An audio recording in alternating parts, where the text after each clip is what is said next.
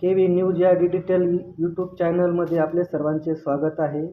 चॅनलमध्ये नवीन असाल तर चॅनलला सबस्क्राईब करा. वैजापूर तालुक्यात काल विविध ठिकाणी जोरदार पाऊस झाला. या पावसामुळे ठिकठिकाणी शेतीमालाचे मोठ्या प्रमाणात नुकसान झाले आहे. यामध्ये मका, कांदे, टोमॅटो, अद्रक पिकांचे अतिप्रमाणात नुकसान झाले आहे. खंडाळा, बोरसर, शिरूर, भोकरगाव, भायगाव, तलवाडा, जरूळ या परिसरामध्ये पावसाने थैमान घातले आहे. यामुळे शेतकरी परेशान झाले आहेत. सरकारने जाहीर केलेली मदत दिवाळी झाली तरी शेतकऱ्यांच्या खात्यावर जमा झालेली नाही. जवळच असलेल्या नाशिक विभागात अतिवृष्टीमुळे झालेल्या पिकांचे नुकसान भरपाईचा पहिला हप्ता शेतकऱ्यांना दिवाळी आधीच मिळाला आहे. तरी सततच्या पावसामुळे शेतकरी हवालदिल झाला आहे.